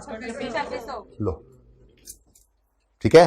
नेक्स्ट, इक्विपमेंट में 1550 का इंक्रीज आया। इक्विपमेंट का भी लेजर बना लेते हैं जी, थोड़ा साफ सुथरा करके। ये पता नहीं कौन सा लेजर बनेगा, बाद में देखते हैं जी। इक्विपमेंट, अब इक्विपमेंट भी बुक वैल्यू पे बनाएंगे और एसेट है चूंकि, तो बीडी और सीडी हमने लिख लिया, ठीक है जी। अब बताओ जी, इंक्रीज आया है ओपनिंग से क्लोजिंग तक आते हुए, इंक्रीज कितना आया है? 1550। उसके साइन पे नहीं जाना, सिंपल ओपनिंग से क्लोजिंग तक आते हुए 1550। जिसने असम्पशन लेनी है वो फिर हर जगह फंसा होगा, मैंने हजार ओपनिंग क्लोजिंग में ऐड करना है, मैंने 100 जरूरत ही कोई नहीं, सुकून मारो जी। सही है। नेक्स्ट, इन्वेंट्री, पता नहीं उसने इन्वेस्टिंग एक्टिविटी में इक्विपमेंट और टैक्स डाला, उसकी अपनी मर्जी है, हमें से क्या, हमने को उसकी तरतीब उठानी है? नहीं, हम तो अपने हिसाब से चीजें अपनी जगह पे पहुंचाएंगे, इसलिए तो हम बना रहे हैं कैश फ्लो। उसने तो ये बनाया तो हम क्यों बनाते हैं? ठीक है। अब इन्वेंट्री कहां जाता है? वर्किंग कैपिटल में। कोई एडजस्टमेंट हिट नहीं कर रही, सिंपल बात है, कह रहा है इन्वेंट्री में डिक्रीज है, तो इन्वेंट्री खैर जो डिक्रीज है, इन्वेंट्री एसेट है, डिक्रीज हो तो क्रेडिट, दूसरा इंपैक्ट कैश में डेबिट 400 रुपया पॉजिटिव। नंबर भी मिलते जा रहे हैं सवाल पढ़ते पढ़ते। Next, decrease in tax. अच्छा, टैक्स का फिर क्या बनता है? टैक्स का तो लेजर बनता है, तो हमने यहां पर आकर, अब वैसे तो उसूली तौर पे अगेन वही बात, टैक्स पेएबल लिखना चाहिए था, लेकिन मैं तो आपकी बात ही नहीं मानता होता, और मैं आप लोगों के लिए यहां, आप लोगों के फायदे के लिए एक्सपेंस लिख दिया करता हूं, ठीक है, ओके, ताकि आप ये फैसला कर सकें कैश किस तरफ आना है और एक्सपेंस। लेकिन ये इस वक्त सवाल में बता रहा है बैलेंस शीट में पेएबल पड़ा है, लायबिलिटी, तो लायबिलिटी का बीडी सीडी, राइट साइड पे बीडी और यहां, ठीक है। अब जाके देख लेते हैं हुआ क्या। टैक्स पेएबल में डिक्रीज आया। अच्छा, ये एडजस्टमेंट सेम थी बिल्कुल, बस फर्क था 28 था उस सवाल में ना, यहां पर था, उधर भी डिक्रीज, यहां भी डिक्रीज है ना, उसी की बुनियाद में लगता है सवाल बनाया था आगे पूरे का पूरा ही। खैर चलें, 60 से टैक्स पेएबल ओपनिंग से क्लोजिंग की तरफ आते हुए कम हुआ है, डिक्रीज हुआ है, तो ओपनिंग से क्लोजिंग की तरफ आते हुए 60, 28 ही लिख रहा था, 60 से कम हो गया, यानी जीरो कर लो, ठीक है। नेक्स्ट, आगे देखते हैं जी। खोलो, ये भी गया, उसकी इन्वेस्टिंग एक्टिविटी गई, अब उसकी फाइनेंसिंग एक्टिविटी। कहता है जी increase in share capital. Share capital and share premium आपकी क्लास में बात हुई थी, इकट्ठे बन सकते हैं, ठीक है, इकट्ठे बनाए जा सकते हैं। अच्छा जी, क्योंकि कैश ही निकलना होता है ना दोनों में से, तो हम भी इकट्ठा बना देते हैं, कोई मसला नहीं। Share capital and share premium, opening closing इकट्ठा लिखा हुआ है, हम भी लिख लेंगे। उसके बाद फिर जब कैश निकलेगा तो भाई शेयर्स प्रीमियम पे जब इश्यू होते हैं तो शेयर कैपिटल और शेयर प्रीमियम दोनों क्रेडिट होते हैं, कैश ही आता है ना, वो इकट्ठे कर दिए तो क्रेडिट साइड पे वही कैश इकट्ठा आ जाएगा, मसला कोई नहीं, ठीक है। अच्छा, अब इनकी नेचर क्या होती है, तो पहले ब्रॉड डाउन और कैरी डाउन लिख लें किस तरफ आता है। अब जाके देखते हैं हुआ क्या। शेयर कैपिटल शेयर प्रीमियम में क्या आया? इंक्रीज। 2350 का क्या आया? यानी ओपनिंग से क्लोजिंग की तरफ आते हुए 2350 से बढ़ गया है, ये तो सीधा सा लग रहा है कैश आया है, नए शेयर इशू हुए हैं, ठीक है। Next, decrease in long term loan, तो लॉन्ग टर्म लोन लायबिलिटी है, बीडीसीडी पहले लिख लो। उसके बाद अब देखते हैं हुआ क्या है। वो कह रहा है जी 1000 रुपए से ओपनिंग से क्लोजिंग की तरफ आते हुए 1000 रुपए से कम हो गया, सीधा सीधा नजर आ रहा है कि ये उसने रीपे कर दिया है कुछ लोन, ठीक हो गया। Next, increase in trade other payables, लेकिन ये बीमार है, ठीक है, इनको बेड नंबर 11 पे ले जाओ। मुझे लगता है वो लेजर किसी और ने बनाया एंड वाला है ना, नंबर बदल गया था। चले जी, बताओ भाई, ओपनिंग से क्लोजिंग की तरफ आते आते, ओपनिंग से क्लोजिंग की तरफ आते आते 600 से इंक्रीज हुआ, 600 से इंक्रीज हुआ, मतलब 0 से 600 पर आ गया, ठीक है। लो जी, उसकी सारी बैलेंस शीट पहुंच गई जहां पहुंचनी थी। अब एडजस्टमेंट से क्वेश्चन है तुम्हारी शक्ल पे क्वेश्चन है, कोई है सही, ना मानो क्लास के बाद आए ना क्वेश्चन करने, फिर देखना तलवार रखूंगा मैं। है कोई क्वेश्चन? देख ले, तेरी शक्ल पे लग रहा है क्वेश्चन यार, मैं कंफर्टेबल नहीं हो रहा यार तू बाहर जाके बैठ जाया कर यार उस्ताद। जी बेटा, अच्छा यार उसकी ना ग्रिल ऊपर करवा दें, 26 पे करवा दें, इतना की बंद हो सकता है बेटा, करवा दें, फौरन करवा दें। अच्छा जी, बैलेंस शीट हमने सारी पहुंचा दी जैसे भी उसने दी हुई थी। अब एडजस्टमेंट्स की तरफ चलते हैं। एडजस्टमेंट नंबर 1, अब सवाल था 10 मिनट का है वैसे तो, लेकिन मैंने लगाना है को आधा घंटा ऐसे ही खामखा, ऐसे ही लंबा करना है, टाइम भी तो पास करना है ना बच्चों। आज आप लोगों को रिलैक्स डे रखा हुआ है आपका, ताकि इस टॉपिक में आप रिलैक्स हो लें। 2 होमवर्क में दिए पास पेपर, ये ना कहना होमवर्क में रिलैक्स नहीं हो सकते, क्लास वर्क में रिलैक्स है। मैंने कोई नया नहीं करवाना ज्यादा। अच्छा, ये कल वाला काम है, आज दोबारा कर रहे हैं, जरा पक्का कर रहे हैं जी। डेप्रिसिएशन ऑन बिल्डिंग, और बातें नहीं यार, वो बातें नहीं। और ये पहले एक लगा हुआ है, इधर दूसरा भी लगा देना मैंने, सनी प्लास्ट, वैसे ही अच्छा लगे ताकि एक जैसे हो जाए, स्पॉइलर। अच्छा, depreciation on building and equipment was 480 and 810 respectively. Depreciation कितनी थी? 480 और 880। अच्छा सॉरी 810, लेकिन फौरन ये नंबर ले लो, कहीं भूल ना जाना। प्रॉफिट जो भी आएगा उस तक आते आते ये लेस हो चुका होगा, डेप्रिसिएशन एक्सपेंस को ऐड कर दो। 480 जमा 810 1290। हाँ, क्वेश्चन मार्क भी है अभी तक, तो एडजस्टमेंट हो भी गई। ये नंबर मुफ्त के तो आसान मुश्किल मिली जुली होती हैं। लो जी, number 2, during the year an equipment costing 560 having book value of 310 was sold for 440। Disposal है भाई, डिस्पोजल वाले। अब भाई एंड वालों जरा बताओ, अगर इतना का लेजर सिर्फ बने, नजर आ रहा है सही? अब भाई एंड वाले देख ले यार, हाइब्रिड वालों को मसला नहीं होता उनका ना, प्रोजेक्टर की वजह से वो सही जा रहा होता है। आप बता दो एंड वाले सही है। ये मैंने डिस्पोजल अकाउंट बनाना है। अच्छा, अब जब एसेट अकाउंट बुक वैल्यू बन रहा है तो कॉस्ट नहीं चाहिए हमें, ठीक है, हमें चाहिए बुक वैल्यू 310, बिका है 440। ऐसी वर्किंग तो बड़े होकर जबानी भी कर लेंगे आप। नजर आ रहा है कैश आया है 410, वो जाके लिख लेंगे, और दोनों का डिफरेंस गेन। 310 वाली चीज 440 की बिकी है तो गेन ही है ना, ठीक है। लेकिन चलो अभी तो सीखने का जमाना है। तो एसेट अकाउंट में से क्रेडिट कर देंगे डिस्पोजल की बीवी 310, यहां से क्रेडिट तो डिस्पोजल में डेबिट 310। ऐसे पर्चे में नहीं करना, मैं ये बताने लगा था जी। तो इक्विपमेंट की बुक वैल्यू आई है, इसलिए एक्यूमुलेशन इस तरफ नहीं आएगी, और कैश आया है 440 का, तो ये cash debit disposal account credit जो होता था। और आज इधर कोई रिसीवेबल नहीं है, पिछले 2 दिन से इधर मुसीबत डाली हुई थी उसने। दोनों सवालों में एक जैसी एडजस्टमेंट थी, रिसीवेबल आता था और वो रिसीवेबल में छुपा पड़ा होता था। हम क्यों निकालते थे? क्योंकि हमारे ऑपरेशंस का पार्ट नहीं होता फिक्स एसेट का खरीदना बेचना, वो तो इन्वेस्टमेंट है, इन्वेस्टमेंट करनी फिर ऑपरेशन स्टार्ट करने हैं। वो तो हमने यूज के लिए खरीदे हैं, कभी 10 साल 15 साल बाद बेच भी देते हैं पुराना हो जाने पर, वो कोई रूटीन का काम तो नहीं है। इसलिए अगर ऑपरेटिंग एक्टिविटी वाले किसी आइटम में पड़ी हो ऐसी चीजें, इंटरेस्ट हो गया, एक्सपेंस यानी इंटरेस्ट पेबल हो गया, इन्वेस्टमेंट इनकम रिसीवेबल हो गई, या फिक्स एसेट का कोई रिसीवेबल हो गया, या आज वाले सवाल में कोई पेबल हो गया फिक्स एसेट का, तो हम उसको ऑपरेशन वाली चीजों में नहीं जाने देते, ये एक्रूअल प्रीपेमेंट्स में, कि उससे तो वो ऑपरेटिंग एक्टिविटीज में चला जाएगा, जबकि ऑपरेशंस नहीं है हमारे नॉर्मल, तो फेस पे नहीं शो करते हैं अलग अलग। खैर अभी तो इधर जी, कल एक बच्चा आ गया था बच्चे लेकर और कहने लगा यहां पे आप फिक्स एसेट का जब टॉपिक पढ़ाते थे तो यहां पर गेन नहीं लिखते थे, यहां सिर्फ पीएनएल लिखते थे, ठीक है, कितना है वैसे? तो मैंने कहा बिल्कुल, लेकिन मतलब तो वही होता था, disposal account debit PNL credit, ये गेन है क्योंकि प्रॉफिट एंड लॉस में गेन जाता है, ये इसलिए लिख लेते हैं कि यहां पर गेन लॉस उल्टाते हुए आसानी हो। बात तो वही है, पीएनएल ही क्रेडिट हो रहा है इस 130 से, लेकिन क्या है, ये गेन है, लिख लेने में आसानी होती है, ठीक है, तो इसलिए मैं गेन लिख लेता हूं। अब जी हमें ये दोनों चीजें जरा बिल्यू मार कर देना, रेड भी यही तो साथ यार, ये कौन आएगा। हमें ये डिस्पोजल के एडजस्टमेंट में ना ये दोनों चीजें चाहिए होती हैं, ये दोनों चीजें बस चाहिए होती हैं, ठीक है, दोनों चीजें चाहिए। गेन को रिवर्स करते हैं, प्रॉफिट तक आते आते ऐड हो चुका होता है, लेस कर देते हैं, गेन ऑन डिस्पोजल, ये हमने निकाला है ना अल्लाह के फजल से, वर्किंग नंबर 10 में। मेरी तरह इधर लेस लिख के यहां भूल ना जाना। अच्छा, और cash received on disposal, cash received on disposal of blah blah 10, नहीं, ये तो आपको गिवन था, डिस्पोजल 440, पॉजिटिव के नेगेटिव, इनफ्लो है बच्चों। कैश फ्लो ना, कैश फ्लो रिक्वायरमेंट है हमारी, ठीक है, इसलिए कैश फ्लो में आपने एब्रीविएशन यूज नहीं करने, जैसे मैं कर जाता हूं, पीबीटी कतन नहीं लिखना, प्रॉफिट बिफोर टैक्स। एडज क्या होता है, मैंने आज एडजस्टमेंट लिखा पूरा। डब्ल्यू कैपिटल क्या होता है, वर्किंग कैपिटल पूरा लिखो, ठीक है, आपने ये एब्रीविएशन यूज नहीं करने। Cash received on disposal of equipment पूरा लिखना है, इक्विपमेंट ही था ना, ओके। अच्छा चलो, बातों में ना एक बात बताऊं, ये हो गया लेजर बैलेंस भी हो गया, ठीक है।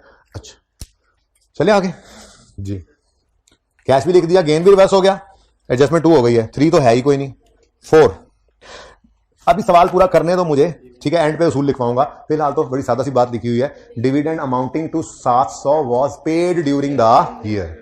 तो ये पेड सीधा इधर जाता था, पहले तो ये पेड सीधा इधर जाता था, लेकिन आज ये लेजर चूंकि डिविडेंड पेबल का आ गया ना, तो उस लेजर में लिखकर फिर लेकर जाना है, तो बारी आने पे लेकर जाएंगे। फिलहाल तो पेबल एक नजर आ रहा है और उसमें से कुछ पे हुआ है, तो उस पेड को इसी लेजर में लिखो, फिर एंड पे देखते हैं क्या होना है क्या नहीं होना, ठीक है।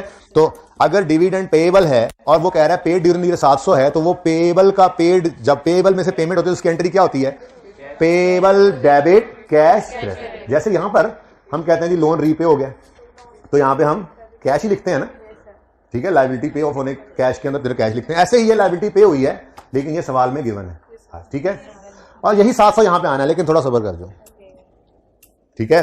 अच्छा, next adjustment is over. Next interest और टैक्स पेबल गिवन है, expense for the year 378 interest expense है, 650 टैक्स एक्सपेंस है, हमारे लेजर्स में जाएगा, इनके लेजर्स तो बने हुए हैं। तो आप देखो एक्सपेंस के लेजर में कैश आता है, expense debit cash credit debit side पर, तो फिर interest expense profit and loss वाली फिगर आएगी क्रेडिट साइड पर, कितनी गिवन है, 678, ठीक है। ऐसे ही टैक्स का लेजर है, कैश ने आना है इधर, तो tax expense profit and loss वाली फिगर सवाल में गिवन है 650, ठीक है। ये एडजस्टमेंट भी ओवर। सवाल बहुत आसान था, जिसको वो समझ आ गई ना कि कैसे ओपनिंग क्लोजिंग लेके चल रहे हैं, सवाल में जान ही कोई नहीं थी। टैक्सला था ना, टैक्सला कदीम तहजीब वाला सवाल था। यहां तक को मसला, okay. Number 6, trade and other payables as at 31 December 18 included 950 for purchase of land. यानी कि हमने एक लैंड खरीदा होगा जिसकी एंट्री की होगी land debit payable credit, cash नहीं, पेबल, ठीक है। तो बेसिकली हुआ ये है कि एक फजूल लेजर जो कल रिसीवेबल बन रहा था आज पेबल में बना रहा हूं, ठीक है ना।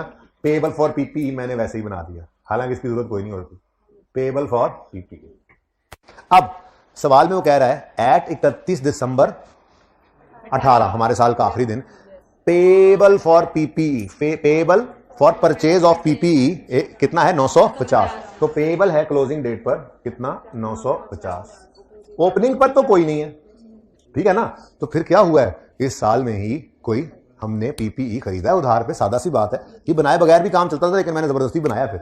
तो 950 इधर जो बैलेंसिंग आ रहा है, इसमें आपने ये तो नहीं कहना कि कोई लोन आया किसी से, cash debit payable for PPE credit. यहां पे तो क्या हुआ है, एसेट आया उधार पे जिसकी एंट्री हुआ करती है, कितने गया पीपीई, ये land and building debit payable for land and building credit, ठीक है।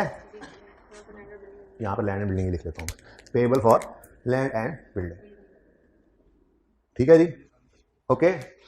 उठा दो इसको जी। तो ये देखें जी, पेबल फॉर लैंड, तो ये एडिशन कैश वाला नहीं है, उधार पे किया है, तो ये एंट्री जरूर कर लो, लैंड एंड बिल्डिंग डेबिट और payable for land and building credit. ये वर्किंग नंबर 11 वाला है। अगर ये यहां ना लिखते बेटा, मैं क्लास से निकाल दूंगा यार, डिस्टर्बेंस जो करेगा प्लीज। अगर ये यहां ना लिखते तो ये कैश की फिगर में शामिल हो जाता, हम कहते हैं कि ये भी हमने पैसे देकर खरीदा है, जबकि ऐसा नहीं हुआ, ठीक है। तो यहां पे लिख दो, यहां पे लिख दो लैंड एंड बिल्डिंग, वर्किंग 12 कर देता हूं, ठीक है जी। तो ये बैलेंसिंग चाहे तो निकाल लो, वैसे भी आप लिख सकते थे, ठीक है। ये वर्किंग 12, उधर भी फिर यही लिख लेता हूं, अब माफी नहीं देती, खुद कर लेते, ओके। नहीं सर, ऑनलाइन वाले परेशान होते हैं, हम तो उनके लिए करते हैं ना। अच्छा, ओके, वो प्रॉब्लम में हो, सवाल नहीं है, लेकिन तुम तंग कर रहे हो दोस्तों को। अच्छा जी, लो जी, ये तो सवाल खत्म हो गया। मसला क्या है, ट्रेड एंड अदर पेबल्स में ये पेबल पड़ा है, पड़ा रहे। ट्रेड एंड अदर पेबल्स हमारी ऑपरेटिंग एक्टिविटीज हैं, हमारे ऑपरेशंस हैं, लेकिन ये कोई ऑपरेशंस, नॉर्मल ऑपरेशंस का पार्ट नहीं है। तो जैसे इंटरेस्ट पेबल को निकालते थे पेबल्स में से, ऐसे ही इस पेबल को भी निकालो। जैसे इंटरेस्ट या इन्वेस्टमेंट इनकम रिसीवेबल को निकालते थे रिसीवेबल्स में से, ये जैसे रिसीवेबल्स ऑफ पीपीई को 2 दिन से निकाल रहे हैं रिसीवेबल्स में से, ऐसे इस पेबल को भी निकालो, सिंपल, ठीक है। अब लेस किया हमने पेबल फॉर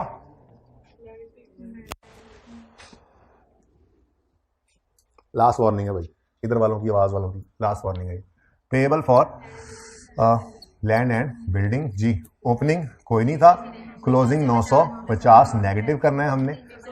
अब एक मसला आया, 350 नेगेटिव हो गया। तो पहले जरा इसी से गुजारा करते हैं, फिर मैं एक अल्टरनेटिव आपको देता हूं, लेकिन यही ठीक है जो आप कह रहे थे, मतलब जो आपने देख लिया। आगे भी अल्टरनेटिव भी देख लेंगे समझाने के लिए। अब इधर देखो, वो तो कह रहा था ओपनिंग से क्लोजिंग तक 600 का इंक्रीज है, मतलब मे बी उसकी जो बैलेंस शीट पड़ी हो, मिसाल के तौर पे उसकी बैलेंस शीट के अंदर ऐसे लिखा हो 1000 और 1600, ऐसे ही ट्रेड एंड अदर पेएबल्स। ये उसने कहा होगा जी 600 से क्या हो गए हैं, इंक्रीज।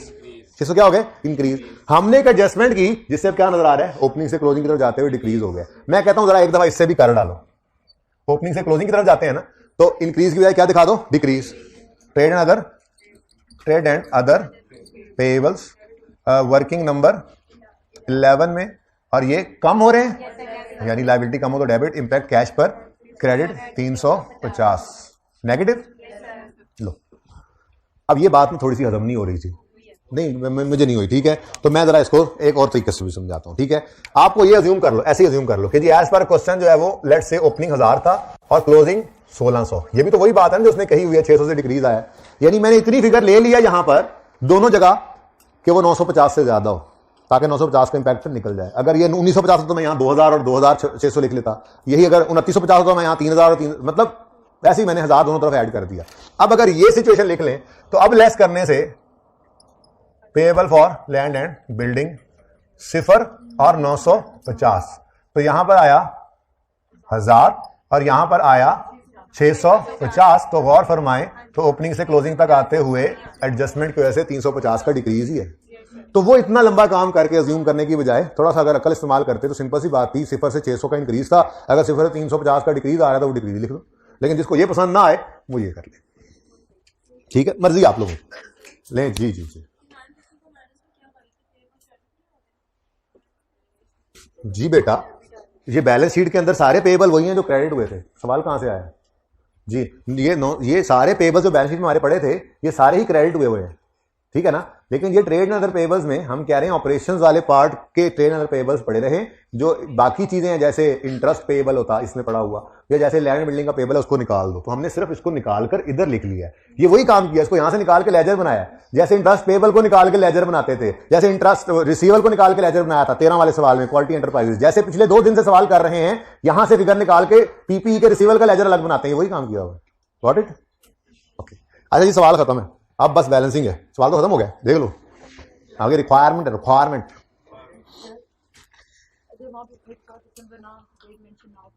फिर सवाल में बहुत सारा डाटा होता है और सवाल की एडजस्टमेंट बदल जाती, ये एडजस्टमेंट की बात हो रहा, समझ आ रही है? ठीक है, डाटा बदल जाता है ना बेटा। अगर वो ना होती डेट तो फिर कुछ और भी डाटा होता, फिर शायद ओपनिंग भी होता, फिर क्लोजिंग भी होता, फिर पता नहीं क्या कुछ होता।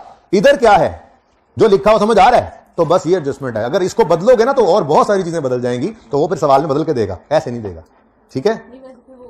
वैसे मैं कह रहा हूं ये सवाल में सिर्फ ओपनिंग 0 है, क्लोजिंग 950 है, ठीक है, बस ये सवाल ऐसे ही है। अगर इस सवाल को बदलोगे तो बहुत सारी चीजें और भी बदलेंगी, जो कि मैं बिल्कुल नहीं बदल रहा। सवाल जब बदलेगा तो वो भी ऐसे ही हो जाएगा सवाल आपसे जैसे ये हो रहे हैं, हर चीज उसी हिसाब से देगा। ये मत अज्यूम किया करें किसी एक वेरिएबल को छेड़कर तो ये हट जाए तो क्या होगा भाई, फिर बहुत कुछ होगा। तो सवाल वो सारा कुछ बदल के देगा अगर वो हटाएगा चीज तो फिर उस हिसाब से जब सवाल करोगे तो वो भी ऐसे ही हो जाया करेगा जैसे ये हो रहे हैं, ठीक है। तो ये समझ आ रहा है? ओके जी। रिटेन्ड अर्निंग में आपको पता है, एक मिनट, पैट भी आता है और डिविडेंड शिविडेंड भी आते हैं, ठीक है। अब डिविडेंड पता है कि है, ये नहीं है कि कोई शक है। इसका मतलब आज तो 2 फिगर्स यहां क्वेश्चन मार्क पे हैं, इसलिए फिलहाल इसको छोड़ दें कि दो क्वेश्चन मार्क वाला तो बैलेंस नहीं हो सकता। आगे चलते हैं, इसको एंड भी देखेंगे, आगे बढ़ते हैं जी। 900 किस तरफ आ रहा है? अब ये क्या होगा भाई? ये वो एंट्री है जो पहले दिन डिविडेंड की सिखाई थी, retained earnings debit dividend table credit, और कहा था जैसे जैसे लोग आते जाएंगे वैसे वैसे वो लेकर चले जाते जाएंगे, और जैसे जैसे आएंगे हम एंट्री करेंगे dividend payable debit cash credit, ठीक है। तो असल में ये एंट्री हुई है, ठीक है। ये एंट्री जो हुई है ये हमें बैलेंसिंग फिगर आज यहां से मिली है। खैर लिख लो, यहां पर क्या है, रिटेन अर्निंग्स, ठीक है। ये क्या चीज है? ये डिविडेंड जो अनाउंस होता था, डिविडेंड जो अनाउंस या प्रपोज होता था, और ये डिविडेंड पे है, पे हो रहा है। ये अनाउंस्ड है, ये पेड है, दोनों में डिफरेंस हो सकता है, हुआ करेगा। जितना अनाउंस होता है सारा लोग नहीं भी लेके जाते फौरन। अभी तक जितने सवाल किए उनमें डिविडेंड पेबल का जिक्र ही कोई नहीं था, मतलब ओपनिंग क्लोजिंग 0 होते थे, तो जो डिविडेंड आता था वही डिविडेंड पे हो जाता था, मतलब पेबल नहीं है सवाल ने बताया, तो फिर जो था वो पे हो गया ना, तो इसीलिए यही फिगर डायरेक्ट ले जाते थे वहां पे। लेकिन अभी उसूल लिखवाऊंगा थोड़ी देर में, बल्कि अभी लिखवा देता हूं।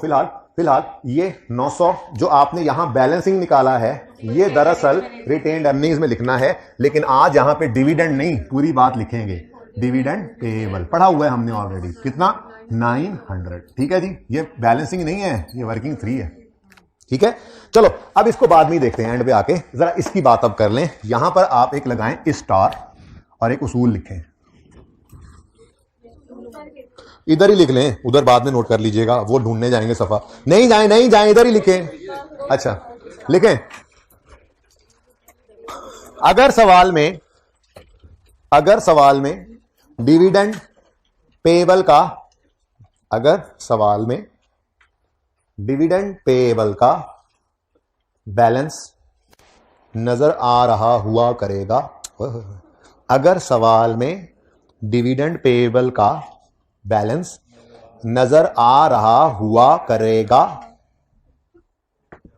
सबने लिख लिया। अगर सवाल में डिविडेंड पेएबल का, डिविडेंड पेएबल कहां आएगा? इनकम स्टेटमेंट में ना, कौन पेएबल बैलेंस शीट में आना है। अच्छा मैंने कहा कहीं इनकम स्टेटमेंट ना ढूंढते हो डिविडेंड पेएबल कहां आ रहा है, सर ने कहा था ढूंढ लें, बैलेंस शीट में ढूंढना। अच्छा तो अगर सवाल में, सवाल को अंडरलाइन करके ऊपर लिख लें B/S बैलेंस शीट, तेरा पता इनकम स्टेटमेंट से लब दे रहो जी। अगर सवाल में डिविडेंड पेएबल का बैलेंस नजर आ रहा हुआ करेगा, तो हम रिटेन्ड अर्निंग्स में से डिविडेंड की फिगर को निकालकर, तो हम, मैं उसूली बात कर रहा हूं, बाकी तो फिर तरतीब कोई भी हो सकती है, वो सवाल की तरतीब होगी, कभी ये फिगर देके ये निकलवाएगा, कभी ये देके ये निकलवाएगा, उसकी मर्जी है, ठीक है। तो क्या लिखा रहा था मैं, तो हम रिटेन्ड अर्निंग्स में से डिविडेंड की फिगर निकालकर पहले डिविडेंड पेएबल के लेजर में ले जाएंगे। तो हम रिटेन्ड अर्निंग्स में से डिविडेंड, समझ बाद में लेना, पहले लिख लो।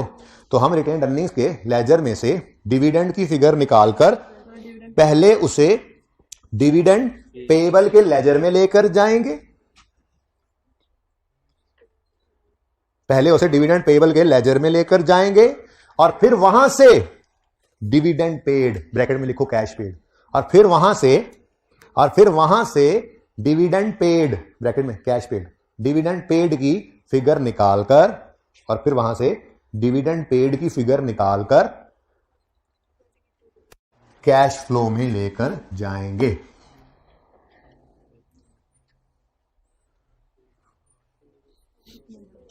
जी दिखा दे रजिस्टर, ठहर जा, मुझे खुद भूल गया क्या लिखवाया। अगर इतनी लंबी बात होगी, असल में बात ऐसी ही लिखवा दी है, कोई लिखवाने वाली बात थी, जबानी बताने वाली बात थी, लेकिन मैं कहा चलो लिख लें, आज टाइम बड़ा खुला डला है ना। अगर सवाल में डिविडेंड पेएबल का बैलेंस नजर आ रहा हो बैलेंस शीट में, तो हम रिटेन्ड अर्निंग्स में से डिविडेंड की फिगर को निकालकर पहले उसे डिविडेंड पेएबल के लेजर में ले जाएंगे, और फिर वहां से डिविडेंड पेड की फिगर निकालकर कैश फ्लो में ले जाएंगे, ठीक है जी।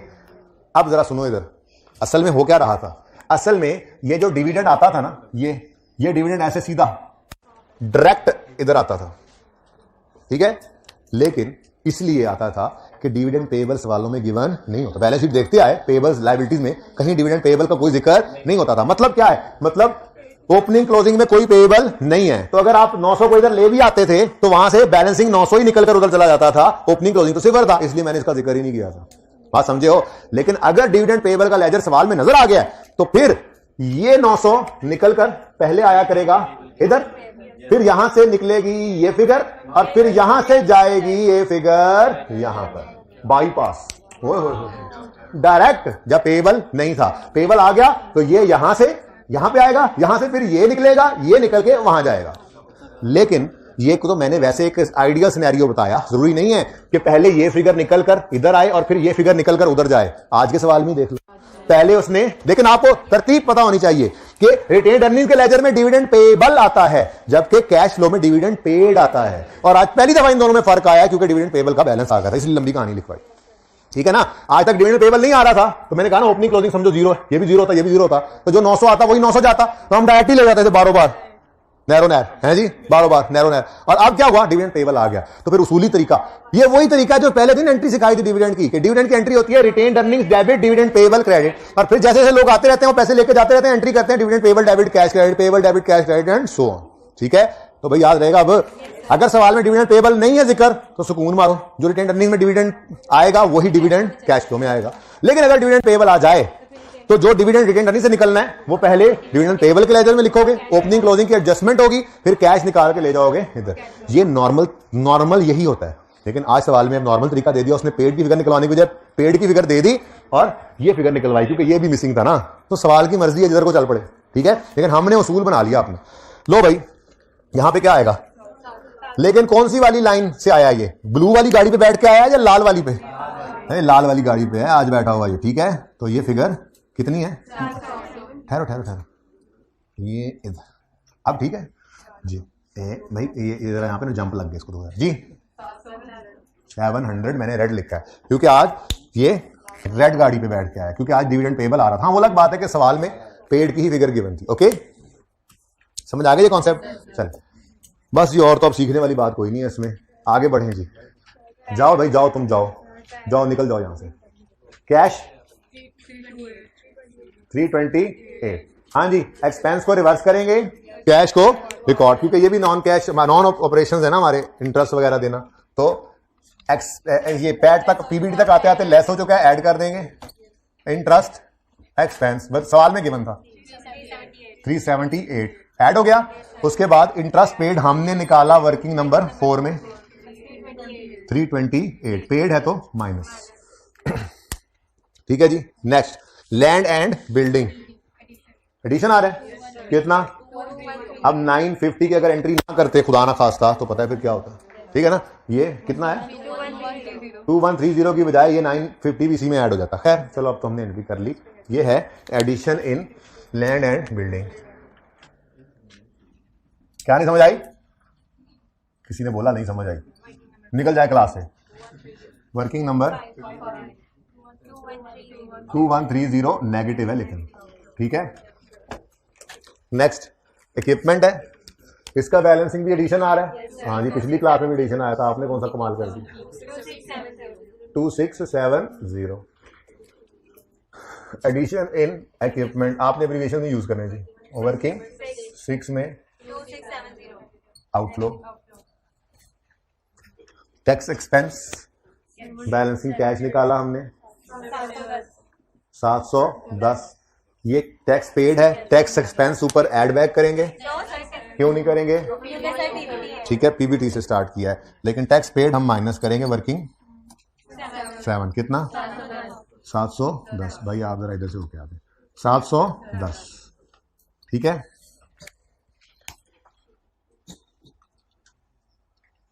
अच्छा नेक्स्ट है जी share capital and share premium. ये चलो मुश्किल वाला काम मैं कर देता हूँ। ये कैश जो है ये ओनर्स घर से लाए। अब कल एक बच्चा यहाँ पे मेरी क्लास में कह रहा था, मेरी क्लास का, कि यहाँ पे आपने राइट इशू क्यों लिखा है। पिछले साल कल साल में राइट इशू लिखा होता, मेरे से गलती होगी राइट इशू लिख दिया। मत लिखो राइट इशू यार, आप हमेशा ये लिख दिया करो new share capital. New share capital से भी अगर तकलीफ हो रही है तो न्यू कैपिटल लिख दो, मुझे कोई मसला नहीं है। अब जब शेयर कैपिटल लिख दिया, न्यू शेयर कैपिटल या न्यू शेयर्स इशूड, वो राइट वाले हैं वो आईपीओ वाले हैं, हमें इससे क्या, ठीक है। तो न्यू शेयर्स जब इशू हुए हैं प्रीमियम पे हुए हैं तो फिर प्रीमियम भी आगे होगा, लेकिन हमारे पास तो आज फिगर ही इकट्ठी आ रही है। तो न्यू शेयर्स जब आते हैं तो कैश इनफ्लो होता है 2350, ठीक है इनफ्लो। बाकी यहाँ पे जो मर्जी लिख लिया करो, वैसे तो होना चाहिए था कि यूं लिख लिया करो न्यू कैपिटल इंजेक्टेड, तो जान ही छूट गई, ठीक है। अच्छा नेक्स्ट है जी लॉन्ग टर्म लोन्स। ये 1000 रुपया कैश रीपे, लोन रीपे हुआ है ना कैश पे, ठीक है जी। तो ये बैलेंसिंग आ गया 1000 लोन रीपेड वर्किंग 9 से। अच्छा ऐसी एडजस्ट ऐसी वर्किंग्स भी अवॉइड हो सकती है मेरे ख्याल से। तो ओपनिंग से क्लोजिंग पर नजर आ रहा है 1000 की कमी आ रही है तो कोई यार रीपे ही हो गया उन्हें, लेकिन कर दें कोई मसला नहीं, फिलहाल तो मैं सभी करवा रहा हूँ। डिस्पोजल ऑलरेडी हो चुका है, ठीक है, वो साइड फारिग, ये भी गया, ये तो और था मेरे ख्याल में जिसने ये देखना है तो ये भी चला गया, ठीक है जी। जिसने जहां जाना था वो जा चुका है। अब बस पीबीटी होता तो सवाल खत्म था। पूरे सवाल में पीबीटी गिवन नहीं है, लेकिन एक लेजर हमारा बैलेंसिंग से रहता है, पहले उसको बैलेंस कर लें। 22 इस तरफ आ रहा है तो इस तरफ तो नॉर्मली पैट ही आता है, तो ये पैट हमारे पास बैलेंसिंग आ गया और इस पैट को हम ले जाएंगे अब आगे एक सवाल में हमने जो पैट यहां से निकला था उसी को यहां लिख लिया था। क्यों?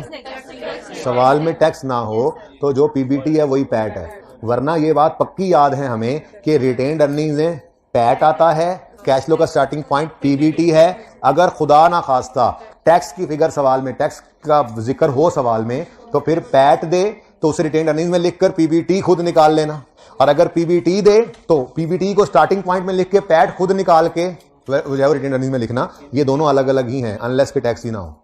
समझ आ रही है? ठीक है, तो आप सवाल के अंदर पैट तो हमारा निकल आया, ठीक है जी, सवाल में पैट हमारे पास आ गया जी। पीबीटी हमें चाहिए, पीबीटी में से लेस किया करते हैं टैक्स एक्सपेंस, तो हम पहुंचा करते हैं पैट पर। अब पैट वर्किंग नंबर 2 है, उससे हमें मिल गया कितना 2260, और टैक्स एक्सपेंस की फिगर भी सवाल ने हमें दी हुई थी 650 की, सवाल में एडजस्टमेंट में गिवन था, तो यहां पे हमने 650 लिखा नेगेटिव साइन के साथ। और पीबीटी की फिगर बैलेंसिंग निकाल लो, रिवर्स वर्किंग करनी है, जो माइनस हो रहा है उसे प्लस करोगे जी। बोलो 2910, ये 2910 आज हमने खप खप के वर्किंग 13 में निकाला। ऐसे नहीं बोले आज 13 जी, 2910, ठीक है जी। चलो जी सवाल खत्म। नेगेटिव पॉजिटिव 2660 पॉजिटिव 4360 नेगेटिव 1350 तो मैं भी कर लेता पॉजिटिव। इधर देखो, ये देखो 2660 प्लस माइनस माइनस हो जाएगा ना, तो 2660 माइनस 4360 प्लस 1350 नेगेटिव। अब ये नहीं पता और ये भी नहीं पता, तो सवाल में वैसे वर्किंग 1 बनाने की भी शायद जरूरत नहीं थी मेरे ख्याल से, लेकिन चलो चूंकि हमें आदत है ना तो हम वो जबरदस्ती बना ही लेते हैं, ठीक है। अब एक चीज छोड़ दी थी हमने, वो इंक्रीज डिक्रीज नहीं था उसका, इंक्रीज डिक्रीज की बजाय उसने ओपनिंग क्लोजिंग ही बताए हुए थे। ओपनिंग कैश 450 है, क्लोजिंग कैश 100 है, जिसको हम यहाँ पे लिखा करते थे। आज जरूरत नहीं थी, लेकिन चलो तबीयत जैसे चल रही है, ओपनिंग और क्लोजिंग 100। अब जब इस 450 को यहाँ लिखते हो तो 100 पॉजिटिव आ जाता है, जो कि हमारी कैश फ्लो मतलब टैली कर जाती है, सही बनी।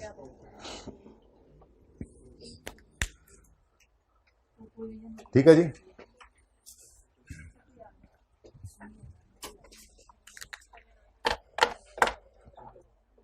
प्रोविजन का बता दिया जी, उसने नेट उठाई है, हम भी नेट उठाते हैं, मैंने पिछला सवाल भी दिखाया। बाकी दोनों ऑप्शंस तो जब पहली क्लास में बताऊंगा तभी आपको बताऊंगा। बेटा आप सोल्यूशन ओपन करो, किताब वाला ओपन करो, सोल्यूशन करो। इसमें यहां नॉन प्रोविजन एक नॉन कैश एडजस्टमेंट होती है। उन्होंने कहा था जी उसमें इंक्रीज आया, उसकी एडजस्टमेंट पॉजिटिव 140 की यहां पे नजर आ रही है, और फिर जब ग्रॉस डेटर्स हो गए हैं तो नेगेटिव 240 यहां से माइनस हो रहा है, तो 140 ऐड 240 माइनस नेट में 100 ही होता है ना, तो हम नेट में ये आंसर तो सही निकाले बैठे हैं। जब लॉजिक वाली एग्जांपल आएगी तो दोनों ऑप्शन सामने रखेंगे, तब फिलहाल तो मैं बता ही नहीं रहा। फिलहाल तो मैं कह रहा हूं कि मैंने भी सही किया है और सोल्यूशन भी सही है, लेकिन आप इसी को फॉलो करें टिल फर्दर ऑर्डर्स।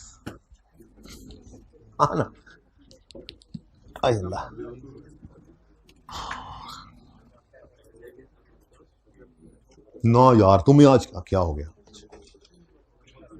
अच्छा जी 15 तो है दूसरे मेथड का, 16 हम करेंगे जब वो लॉजिक से एक तो दे लूंगा। देखो लॉजिक से इतनी गैर अहम नहीं है, इसलिए तो देनी है। देखो एक दफा 8 नंबर का सवाल उन्हीं लॉजिक शॉजिक्स के ऊपर आया, जिसमें से कोई 2-3 आप अभी भी आंसर कर सकते हैं। Briefly answer the queries raised by Faraz. Cash flow का ये सवाल आया था इस टाइम में, तो कभी कभी ऐसा भी हो जाता है। अच्छा जी 17 होमवर्क में है, हो गया है ये। 18 होमवर्क में है सगवारो सोगवार लिमिटेड, पेज नंबर 631 पे सोगवार लिमिटेड, सोगवारो सैगुआरो लिमिटेड है सर, जैगुआरो है। अच्छा जी हो जाएगा ये सवाल इंशाल्लाह आपसे।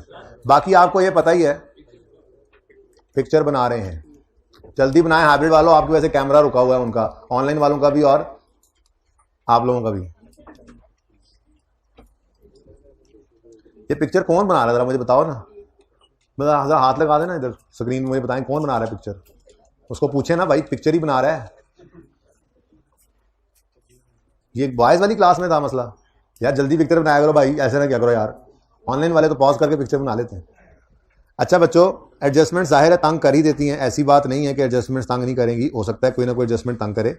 लेकिन बेटा देखें मैंने आपको संडे जब आ गया था, अल्लाह माफ़ करे, तो आपको अमीन इंडस्ट्रीज भी दे दिया था, आपको नादिर भी और टेक्सला भी, लेकिन क्या उसके बाद मैंने उनको किया नहीं था। अमीन तो इस काबिल नहीं था कि पूरा सवाल करवाता, उसमें भी जो बात निकली मैंने कर ली। हमने दोनों सवालों का जूस निकाल लिया था, ठीक है। फिर मैंने आपको कल होमवर्क में ड्रम वाला सवाल दिया था, आज पूरी क्लास उसी के ऊपर लगाई है।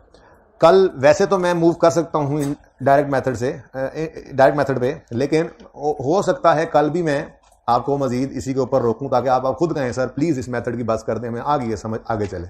तो उसके बाद फिर डायरेक्ट मेथड जो है वो वैसे तो एक दिन में समझ आ जाता है, तो उसके ऊपर फिर एक आध दिन और प्रैक्टिस कर लेता है बंदा। यहाँ पे सवाल भी पास पेपर्स के पढ़े हुए एक दिन 2 दिन, ठीक है। लेकिन बात यह है कि मुझे कोई जल्दी नहीं है, मुझे तो आप लोगों का फीडबैक जो लाइव मिल रहा था उसी से मेरी स्पीड चलती है, आगे जाना है नहीं जाना वो जब तक कंफर्टेबल नहीं होंगे हम नहीं जाएंगे। लेकिन यही है टॉपिक अब आपके सामने, मतलब मुश्किल सवाल हमने कर लिया है ना, टेक्सला वाला सवाल किया, उसके बाद फिर अब देखो अब ये सवाल कितने आसान लग रहे हैं। तो आप आगे भी देखेंगे इंशाल्लाह 60-70% सवाल अब आपसे होने लग गए हैं, और ये निशानी होती है उस टॉपिक के अंदर। तो मैंने कहा था कि बस पहले 2 दिन मुश्किल है, मैंने तो वैसे 3 दिन कहा था एहतियातन, उसके बाद आप रिलैक्स फील करोगे, और आप ऑलरेडी रिलैक्स फील कर रहे हो। हर सवाल कैश लो का ऐसे ही करते हैं जैसे पहला किया, ठीक है, और पासिंग मार्क्स इसके अंदर हैं। तो इंशाल्लाह आप पास पेपर 18 सेगुआरो लिमिटेड करके आएंगे, और पास पेपर 19 डाल लिमिटेड। डाल ये एक छोटा सा सवाल है, इसके अंदर प्लीज इसके अंदर ना आपको एक एडजस्टमेंट थोड़ा सा तंग करेगी, बस वो आपने ध्यान से देखनी है। शायद प्रॉफिट की बजाय लॉस आ रहा है, थोड़ा सा उसको देखने में थोड़ा मसला आता है, बाकी कोई नहीं है सवाल में इतनी जान, ठीक है, ये आप इंशाल्लाह कर लेंगे। ये 2 सवाल हैं, ठीक है, ये 2 आपने ट्राई करने हैं। अब अगली बात ये है जी हमारा पास पेपर 17। ये सबसे पहले हमने किया था टेक्सला, ठीक है। आपने ना बस एडजस्टमेंट्स ओपन करनी है, ये शफकत करनी है। मैं वैसे 7 ही एडजस्टमेंट पढ़ी हुई है 630 सफ़े पे, लेकिन मैं एडजस्टमेंट्स की बजाय इस तरफ वाली वर्किंग दिखाने में इंटरेस्टेड हूं इस वक्त, ठीक है जी। पास पेपर 17 की एडजस्टमेंट 3, इसमें क्या हुआ था, एक एसेट बिका था और उसके बिकने पर जो पैसे आए थे वो सारे रिसीव नहीं हुए थे, कुछ रिसीवेबल रह गया था, ठीक है, बिल्कुल आज टेबल की तरह से। तो हमने कहा था जी disposal account credit, cash debit नहीं हुआ 3 रुपए से, बल्कि रिसीवेबल डेबिट हो गया, ठीक है। तो फिर उसने कैसे बताया था, उसने ऐसे बताया था ड्यूरिंग द ईयर ये बिका है जिसमें से अभी स्टिल आउटस्टैंडिंग, ऐसा लिखा हुआ था 3 में, ये इज स्टिल आउटस्टैंडिंग। तो आप क्लोजिंग लिखना चाहो क्लोजिंग लिख लो, जैसे मैंने आज किया। आपको नहीं सर हम तो अब क्लोजिंग लिखेंगे, हम तो क्लोजिंग लिखेंगे 3 और डिस्पोजल वाली फिगर बैलेंसिंग निकालेंगे। तो ऐसे कर लो यार, मुझे क्या मसला है। लेकिन अब इसकी डबल एंट्री हो गई है, ये ब्लू कलर, क्या रिसीवेबल 3 से डेबिट है तो डिस्पोजल 3 से क्रेडिट है, बिल्कुल आज वाले सवाल जैसा किया हमने, ठीक है, और डन। अब फिर हमने कहा था यार ये रिसीवेबल है, ओपनिंग में 0 क्लोजिंग में 3, ठीक है। तो ये रिसीवेबल तो सवाल में कहीं गालिबन हमें नजर नहीं आया था, कि नजर आया था, नहीं आया था, और उसने भी नहीं बताया था, लेकिन हम तो तैयार हैं इस वर्स्ट केस सिनेरियो के लिए भी, ठीक है, ठीक है। हमने कहा था जी अच्छा इसका मतलब ये फिर अदर रिसीवेबल्स में पड़ा है, याद है ऊपर लिखा भी था। हमने कहा था यार इसको इसमें से निकाल दो, क्योंकि अदर रिसीवेबल्स में तो वो सारी चीजें पड़ी होती हैं जो हमारे ऑपरेशंस का, नॉर्मल ऑपरेशंस का पार्ट होती हैं। ये एक एबनॉर्मल टाइप इवेंट होता है, कभी कभार फिक्स एसेट का बेच देना, कई साल में एक आध दफा होता है। अभी ऐसा नहीं देखते कि कोई फैक्ट्री चल रही है तो वो फैक्ट्री रोज अपना प्लांट बेची जा रही है और रोज खरीदी जा रही है, बड़ा मुश्किल काम होता है, प्लांट इंस्टॉल करना, काम चलाना, सब कुछ रुक जाता है। तो ये कभी कभार होने वाला काम होता है। तो हमने कहा यार इसको ना इस रिसीवेबल में से निकाल दो, तो इस रिसीवेबल में से हमने लेस कर दिया पीपीई वाले रिसीवेबल को, नॉर्मल रिसीवेबल जो रूटीन के थे उनमें से, उसको लेस करके समझो उसका लेजर बना लिया। अलग बात है लेजर जरा पहले बन गया था, लेकिन बात वही है जैसे पहले ने सिखाई थी, इसको यहां से निकालो और लेजर में ले जाओ। देखो लेजर आ रहा है, यहां से निकल गया। अब ये बेड नंबर जिस पे भी सही हुआ था, ये सही वाली फिगर को उठाकर ले गए थे हम वर्किंग कैपिटल चेंजेस में। ये था टेक्सला। फिर हमने अमीन वो क्या कहते हैं, ये मैंने पिछली क्लास में नोट किया जल्दी जल्दी आपके लिए, पास पेपर 13 किया, जिसके अंदर हमने बिल्कुल ऐसी ही एडजस्टमेंट देखी, जिसमें उसने कहा 4800 रुपया का बिका है, जिसमें से 1800 अभी भी आउटस्टैंडिंग है। क्योंकि बिका है तो ये रिसीवेबल था, बिल्कुल सेम वही काम किया, ठीक है। मैं कहता हूं जी कि आप कह रहे हैं कि जी हम ना इस एडजस्टमेंट को ऐसे लेकर चलना चाह रहे हैं कि जी क्लोजिंग उसने कहा कि अभी तक स्टिल रिसीवेबल है, तो भाई मैंने कहा ठीक है ये बैलेंसिंग निकाल लो। ये बैलेंसिंग निकालोगे तो डबल एंट्री ये बन जाएगी, रिसीवेबल डेबिट डिस्पोजल क्रेडिट। तो 4800 में से फिर 1800 रिसीवेबल है, तो बाकी 3000 हमने कैश में डाला था, याद है, यहां पे मैंने ब्रैकेट में लिखा भी था 4800 माइनस 1800, ओके हो गया। अब ये तो कहानी हो गई खत्म। अगली बात, ये रिसीवेबल जैसे यहां पर हुआ था अभी थोड़ी देर पहले, कितना गया, इनको इकट्ठा भी कर देते लेकिन इकट्ठा रहने ही नहीं करें। ये रिसीवेबल और ओपनिंग क्लोजिंग हमने नॉर्मल रिसीवेबल में से बाहर निकाला था, बिल्कुल ऐसे ही हमने कल इस सवाल में भी किया था। इस सवाल में भी यही किया था, हमने कहा था जी ये ओपनिंग में 0 का रिसीवेबल है, क्लोजिंग में 1800 का रिसीवेबल है। ये रिसीवेबल जो है ये देखो भला, ये सवाल में फेस पे कहीं बता रहे कि ये पड़ा है, बोलो सवाल में फेस पे नहीं बता रहा, तो हमने कहा था फिर अज्यूम करेंगे ये कहां पड़ा है, अदर रिसीवेबल्स में। हमने कहा था यार इसमें तो नॉर्मल ऑपरेशंस वाले आइटम्स जाते हैं, ये अगर कहीं चला गया तो गड़बड़ कर रहा है। तो एज पर क्वेश्चन वाले रिसीवेबल्स में से हमने इस ब्लू को माइनस कर दिया था, और ये वही बात बन रही है। इसको यहां से निकालो, लेजर में ले जाओ, लेजर बना हुआ है, यहां से निकल गया। अब जो पाक साफ बेड नंबर 10 पे फिगर बनी थी वो ये बनी थी, और हमने इसको वर्किंग कैपिटल में हम ले गए थे। ये दो एडजस्टमेंट्स वो हैं जो हमने पिछले कुछ दिनों में, परसों और कल में की थी। आज यही सारा काम था तकरीबन, लेकिन पेबल के पॉइंट ऑफ व्यू से आ गया। अब एसेट बेचें तो पेबल तो कुछ नहीं ना आता, तो इसलिए उसको एसेट आज खरीदवाना पड़ा। ये जो अभी आपके बोर्ड के उस तरफ एडजस्टमेंट की है, मैं इसको भी यहां लिखना चाहूंगा जी। डिस्पोजल का अकाउंट में दोबारा, डिस्पोजल नहीं आज तो एडिशन बनेगा, ठीक है। तो मैं पीपीई लिख रहा हूं जरा ऐसे ही, मुझे पता है कि वो लैंड एंड बिल्डिंग है, लेकिन मैं पीपीई लिख रहा हूं थोड़ी देर, ठीक है ना, क्योंकि जनरल हो जाएगी ना अब ये एडजस्टमेंट, ठीक है। अब इसमें मुझे पता है आपने ब्रॉड डाउन भी उठा लिया है, कैरी डाउन भी कर लिया, सारे काम आपने कर लिए, आपने डेप्रिसिएशन भी कर लिया, आपने डिस्पोजल भी, अगर कोई है था इसमें नहीं था, डिस्पोजल होता डिस्पोजल भी कर लेते। फिलहाल मेरा कंसर्न क्या है, फिलहाल मेरा कंसर्न यह है कि सवाल ने बताया इंक्लूडेड है 31 दिसंबर 18 में ट्रेड अदर पेबल में 950 फॉर परचेज ऑफ पीपीई। तो हमने कहा अच्छा पेबल फॉर पीपीई है, जैसे रिसीवेबल फॉर पीपीई लिख रहा था मैं, वैसे ही पेबल फॉर, एकदम से आप कंफर्टेबल फील करेंगे। ऐसी एडजस्टमेंट ही टेक्निकल होती है, उसके मामले में भी 3 सवालों में आप अलग अलग इस जैसी एडजस्टमेंट जो भी देगा आप कर लोगे। तो ऐसी ही होती है तैयारी। अब और किसको कहते हैं तैयारी। तो पेबल फॉर पीपीई में वो कह रहा है क्लोजिंग में 950 रिसीवेबल है, ओपनिंग में कोई नहीं है, फिर इसका मतलब है, वरना बता देता वो भी है। अब बैलेंसिंग 950 आप कहते हो जी हमने तो ये निकालना है। अब ये क्या है, वो कह रहा है ये पीपीई का पेबल है। हमने कहा अच्छा इसका मतलब इसके अगेंस्ट कैश नहीं आया, पेबल आया, तो ये डबल एंट्री हमने पास कर ली, पेबल, और ये एंट्री लिख लिया यहां पर पीपीई। अब ये वो ग्रीन वाली एंट्री बन गई, ठीक है, नॉन कैश ग्रीन वाली एंट्री।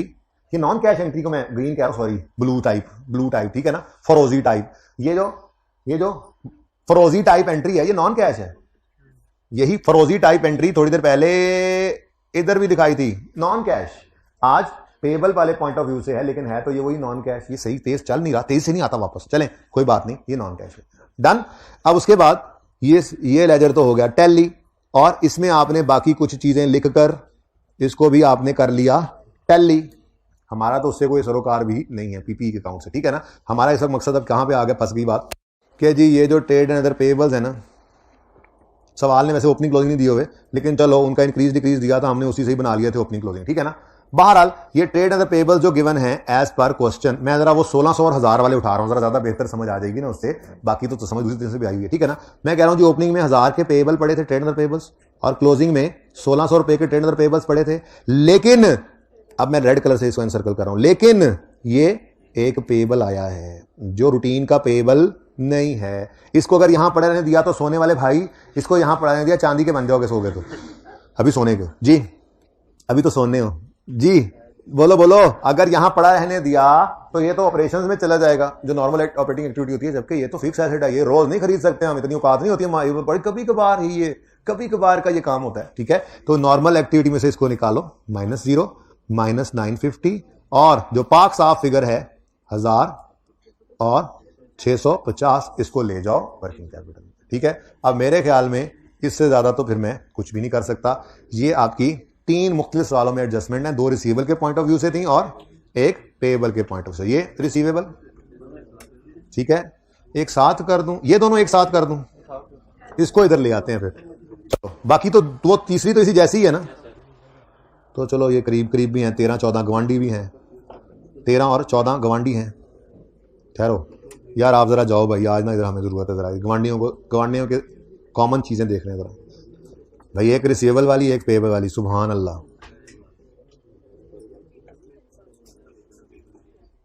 लो भाई, पास पेपर 13 की एडजस्टमेंट 2 नजर आ रही होगी कैमरे में, और पास पेपर 14 की एडजस्टमेंट 6, एक में रिसीवेबल है दूसरे में पेएबल है।